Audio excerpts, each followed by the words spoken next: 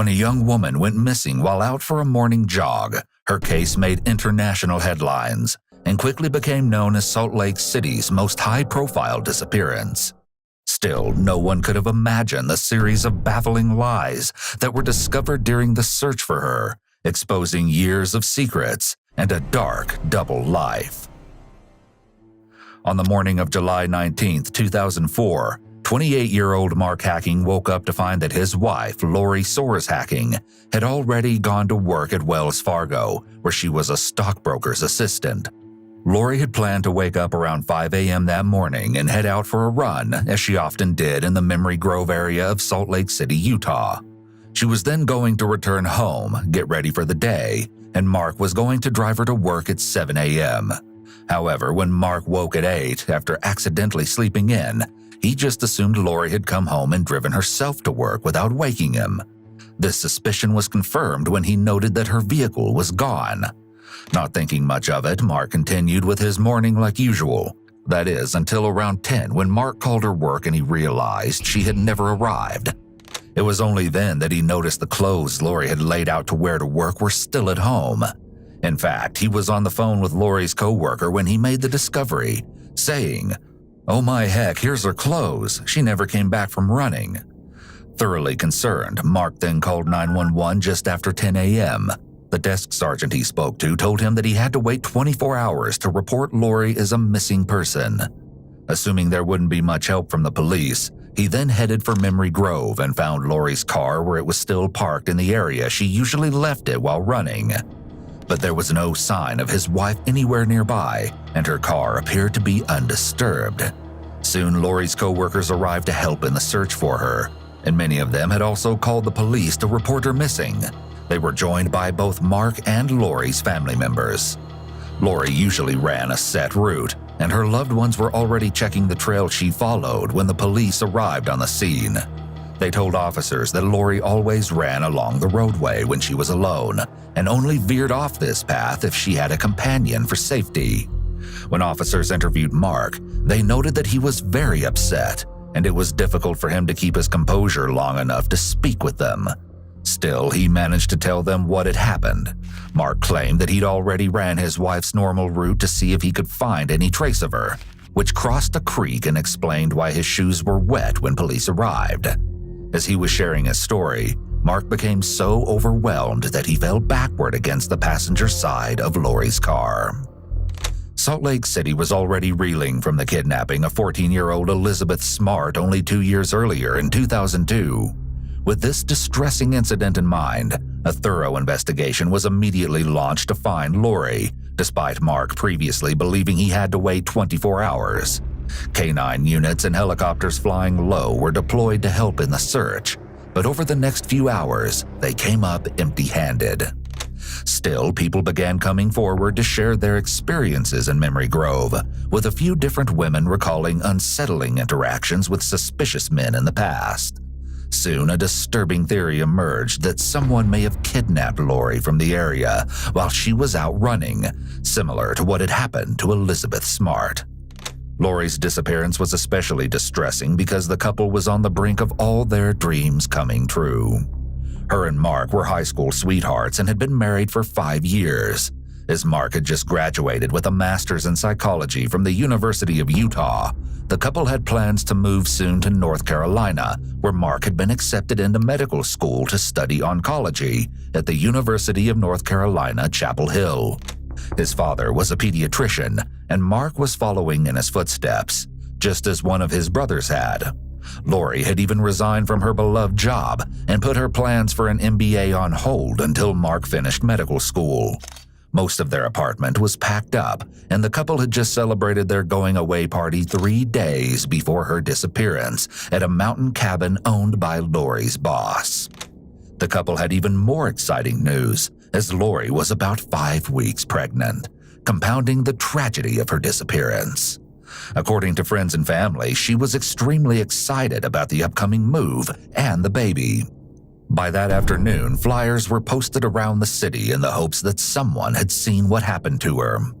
However, things became complicated when a neighbor of Lori and Mark's was interviewed. This neighbor noted that Lori's car was out in front of the apartment building at 7 a.m., and when she left her house again at 8:30, it was still there. These contrasting witness statements further complicated the investigation. How had she been out for a run and returned home, only to have her vehicle be found again at Memory Grove? With this mystery in mind, investigators turned to Mark to explain. But he couldn't clear up the confusion, as he was certain Lori's car was gone when he woke up. As with most cases, the spouse is the first suspect, but it was hard to understand why Mark would have any motive in Lori's disappearance. Some of Lori's co-workers were interviewed as they were close to the couple.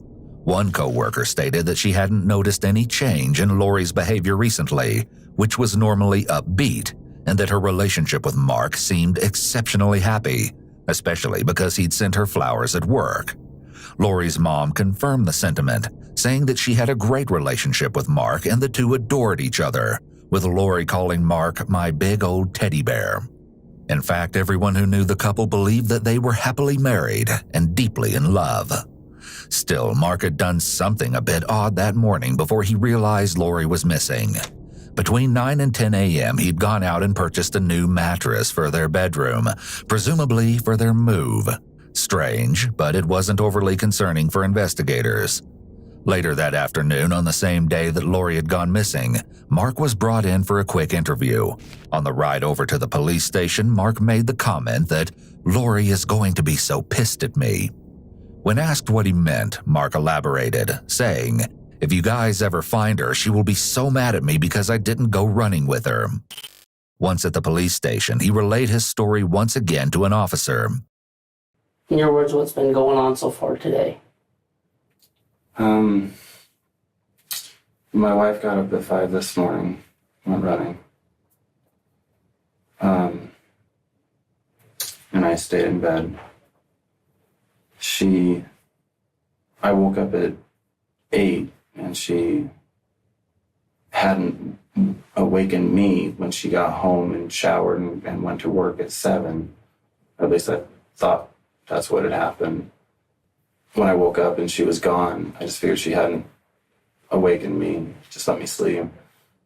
And so I got up at 8, did some things. I played my Nintendo a bit, and we needed a new mattress. We decided to get one, so I went, and we had been shopping around, looking at different places, and I had found one. What time was that? I left my place at about 9. Okay, what happened after you got the mattress home? I put it on my bed. I was putting sheets on. Called my wife while I was putting sheets on. And someone else answered the phone. About what time is this? About 10. They called wife's cell phone? No. No. Her Work phone? phone. So I'm trying to get for assuming there. What was the reason for the call? Just to say hi. Okay. I asked to talk to my wife. Well, I don't remember the exact words. He said something along the lines, is Lori okay? And I Brandon said, asked you that? yeah, and I said, I don't know. And he told me she hadn't come in. So I went looking for her. Okay, how did you know where to go look? Because she runs in the same place every day. Initially, Mark had agreed to participate in a CVSA test, also known as computer voice stress analysis, which is a controversial technology that tries to measure deception through changes in frequency and stress when someone speaks. Let me explain the test to you. So you understand it, so you feel comfortable with it, and so you won't be afraid of it. Okay? What this is a truth verification machine. Okay? Have you ever had a lie detector test, the old-fashioned type? If you've seen them on TV, okay, they have like the box and they have all the arms going around, the papers rolling, the guy's sitting in the chair and he's all strapped up and all that stuff. Okay? That was developed in the 1930s. Okay, we're hoping technology's advanced a little more since then, and that's what this is. Okay, this is just waiver form. It's basically saying you're taking this of your own free will. Nobody's forcing you or coercing you or anything of that nature. I do feel coerced into taking this. And how do you feel? I mean, let me explain this to you. Nobody's making you take this test. If you don't want to, you can walk right out that door. And what happens to me? You walk out the door and they take you back up to your car. And if I refuse, then of course that makes me look guilty. It's not admissible in court anyway. We trust the machine, the courts just don't. It just gives us something to verify the information we've got so far. And obviously, as you said, obviously, we got some concerns about this mattress thing. We interview people that have killed people all the time, and they don't tell us the truth. And that's what this machine is just for. But at the same time, I've got these circumstances that look bad. So I feel like if I don't take this, then I'm just going to be drilled. You have nothing to lose by this. I don't think I want to take it. Okay. Investigators thought his behavior was a little curious and decided to take a closer look at the apartment where they lived. Police were dispatched to examine the dumpster in the parking lot outside. There, Mark was joined by one of his brothers, who asked why the police were there, and Mark replied, "Apparently they're nervous that I bought a new mattress," followed by, "I just need to get away." Yet despite their suspicion of Mark, officers didn't find anything in the dumpster. While the search for Lori continued, Mark's behavior took another strange turn. Just several hours after Lori went missing, police were called again at 2 a.m. on July 20th to a commotion at a hotel about a half-mile from Mark and Lori's apartment.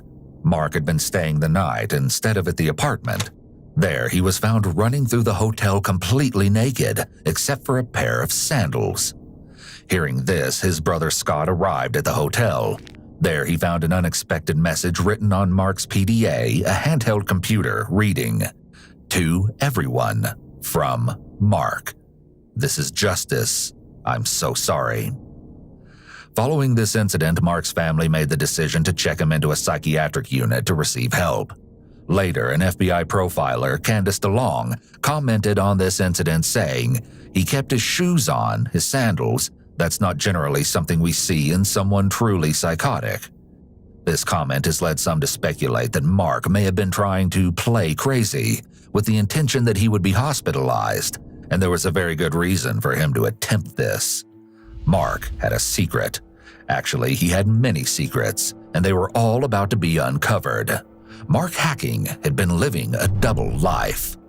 His entire family knew him to be busy and studious, often leaving textbooks open and spread out around the couple's apartment. On more than one occasion, he even had Lori's mother help him to write term papers, all in preparation for his acceptance to medical school. But here's the thing. Despite an imminent move to North Carolina, Mark had never been accepted at the university there. In actuality, he had never even applied, or anywhere else. This was especially shocking for his family, because Mark had actually traveled across the country to attend fake interviews at multiple medical schools. But this lie was just the first of many. Years of intricately weaved deception slowly began to untangle. Never mind not getting into medical school, Mark had actually dropped out of school altogether and never even graduated from the University of Utah. All the books he had strewn around in the apartment and the term papers he wrote were part of Mark's elaborate attempt to sell his lies. He would even leave the apartment and tell his friends, family, and Lori that he had classes to attend. So if he wasn't in school like he claimed, where had Mark been spending all of his time? Well, when he was meant to be studying for rigorous medical exams or in class, Mark was often seen hanging out at a store in his neighborhood, drinking soda, eating hot dogs, and smoking. He told the people that worked at the store that he was a therapist and begged them to keep his smoking habit a secret from Lori, as they were part of the Church of Latter-day Saints and weren't supposed to smoke. These weren't his only lies. Mark had told Lori's mother that he worked at the Neuropsychiatric Institute at the University of Utah, where he ran therapy sessions. but in reality, he worked as a licensed healthcare assistant and hospital orderly who conducted group activities, not therapy. In an odd story, hospital officials say that at work Mark wore a shirt tag reading Franz, but claims it wasn't an officially issued name tag. He chose the name from a Saturday Night Live episode featuring a pair of narcissistic bodybuilders. His many lies rocked his and Lori's families, who had all believed that the couple was not only happy, but successful. His own father spoke to the press, as the case still had a chokehold on international news, saying, "We didn't see it coming. We got completely blindsided by it. People began to speculate that Mark had fabricated the elaborate lies out of a perceived pressure from his family. His father and brother were doctors, with another brother as an electrical engineer." Mark explained to his family that he'd only lied about his education, which he called misleading people, because it was a little lie that snowballed out of control. Still, he adamantly denied knowing anything about what happened to Lori. Believing him, Lori's family stood by Mark as the search for her continued. It was uncovered that the last time Lori was seen for sure was at a convenience store on Sunday evening, the day before she vanished. She and Mark were spotted on surveillance footage, and everything appeared to be fine. The interesting part was that Mark was seen again after 1 a.m. buying cigarettes, but this time there was no sign of Lori. Mark had an explanation. Lori had gone to bed, nothing sinister about that. But still, there was something that wasn't sitting quite right with investigators: the new mattress. As a fan of true crime, you probably thought that was particularly suspicious, and investigators agreed. They soon headed to the church Mark attended and examined the contents of the dumpster there, and they found something: an old, used mattress. Curiously, the top part of the mattress had been cut out and was missing. Mark once again had an explanation, though not for why he'd used the church dumpster instead of the one at his apartment to dispose of the old mattress. But he claimed that he and Lori had thrown out the old mattress because she had a heavy menstrual cycle and bled on it. Still, that answer didn't quite sit right with investigators, and soon the timeline Mark told about Lori's disappearance was falling apart. Police began to suspect that Lori never even made it out for her morning jog. Even without all of Mark's lies unraveling, the physical evidence wasn't matching Mark's story. Lori's car was closely examined, and it was uncovered that the seat and car mirrors had all been adjusted for someone far larger than Lori, who was about 5'3" and 115 pounds, meaning she wasn't the last person to drive the vehicle. And worst of all, blood was found in the back seat. It was described as a blood transfer stain, which happens when wet blood from one object touches another object. Adding to the growing evidence, investigators took a closer look at the apartment with Mark's permission. Lori's purse, keys, and wallet were found there, further indicating that she had never left to go for her run. As officers searched the bedroom, they uncovered spots of blood on the headboard and on the nightstand. Looking closer at the nightstand, one of the officers opened the drawer and found a sheathed knife. At this discovery, Mark, who was with them the entire time, chuckled nervously. He explained that he had the knife since he was a scout. The officer noticed what appeared to be a spot of blood on the blade and a fingerprint. After this discovery, police sought a warrant to conduct a more thorough search and asked Mark to leave the apartment. It was clear that Mark was a suspect in his wife's disappearance. But still, no one could have predicted that there were even more disturbing secrets yet to be revealed. Everything came crashing down on July 24th, 5 days after Lori vanished, when Mark's father and brothers confronted him about what happened to her. Lori's relatives soon spoke publicly, asking volunteers to give up the search for her because of the chilling story Mark admitted to his family. It's unclear why Mark decided to come clean at that point, but it's possible with his other lies already exposed, he knew he couldn't hold on to this one any longer. Mark explained that on the evening of July 18th, the couple argued after Lori confronted him about his double life, his many lies, and their impending move. You see, Lori's colleagues recalled that she'd been left in tears on Friday, July 16th, just 3 days before her disappearance, and the same day of their going-away party. They believed that she had contacted someone at the financial aid office at the University of North Carolina, Chapel Hill, to make arrangements for Mark, where she was told by a school administrator that there was no record of Mark being enrolled there. The administrator even put Lori on hold and contacted the American Medical College Application Service and confirmed to her that Mark hadn't even applied. Lori had been so upset by the news that she left work early. Still, she arrived at the going-away party with Mark as though nothing had happened. That's because Mark had lied to her once again. He told her that he'd spoken to the same administrator and there'd been a mistake with the incoming student list on the computer. None of that was true. Lori had even called the school back and left a voicemail, claiming that Mark had straightened everything out. Lori's voice message wouldn't be heard until Monday, and by then she was already missing. Still, her voice message aired her doubts. She said that she wanted the administrator to call her back and let her know that everything is okay, not that she doesn't trust her husband, but for her own peace of mind. The reason for Lori's skepticism may have been because this wasn't the first time she'd caught Mark in a lie. Lori had once confided in a friend all the way back in 2000 that Mark had lied to her about enrolling for one semester in college. Little did she know that was the tip of the proverbial lie iceberg. She must have suspected that Mark was lying once again because she eventually did confront him.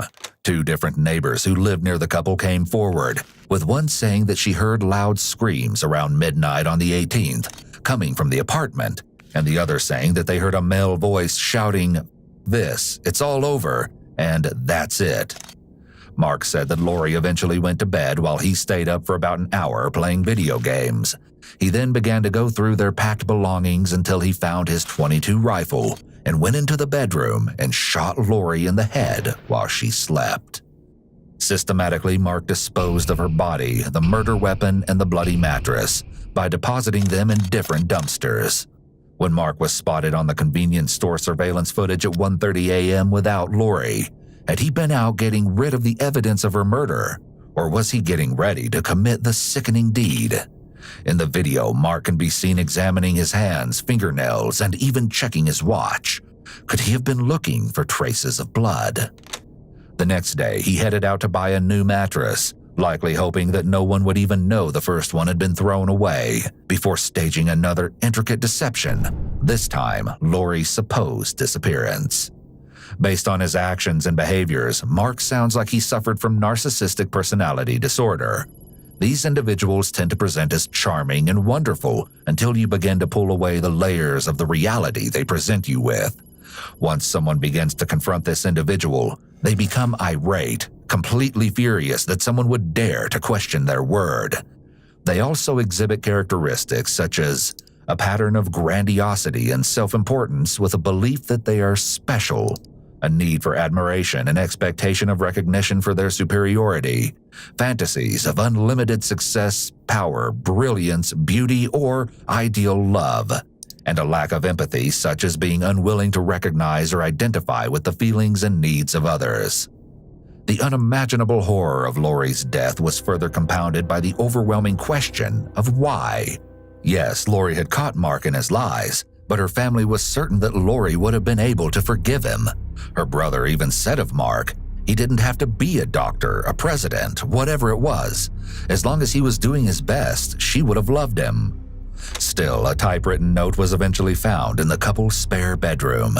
It's believed Lori wrote it, but it's unknown exactly when. In the letter she writes, "I want to grow old with you, but I can't do it under these conditions. I can't imagine life with you if things don't change." Perhaps this was why Mark killed her, because Lori was threatening to leave him if he didn't change.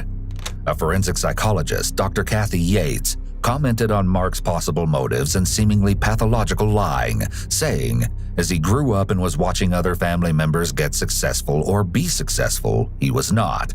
There's an element of grandiosity. He felt like he deserved more than he was getting in life, but didn't want to put his energies into achieving the kinds of goals that he probably could have achieved. Mark was arrested on August 2, 2004 on the suspicion of aggravated murder. Even with this confession, there was one integral thing missing: Lori's body. The search headed to the Salt Lake City landfill. For months, there was no sign of her, even with intensive searches utilizing cadaver dogs. That is, until Lori's highly decomposed body was discovered on October 1st. almost 3 months after she'd gone missing. Due to the body's decomposed state, it couldn't be confirmed whether or not Lori was pregnant at the time of her death. Following this discovery, Mark Hacking was sentenced to 6 years to life in prison. If that short sentence gave you pause, it sounded too lenient to other people as well. However, at the time, this sentence fit the guidelines under Utah law. But due to public outcry, the Utah Board of Pardons and Parole held a hearing to reevaluate Mark's sentencing and ultimately decided that he wouldn't be eligible for parole until 2035. Following this, the sentencing guidelines for aggravated murder was increased to 15 years to life, a law change that has been referred to as Lori's Law in her honor. Eventually, Lori's father had the last name Hacking taken off her headstone, leaving her maiden name Soares. And though this case seems like it's over, from behind bars, Mark managed to carry on with his shocking behavior. He was caught signing and sending autographs for a site specializing in murder memorabilia. After this was uncovered, Mark agreed to stop, but he still wrote his life history, which has yet to be published.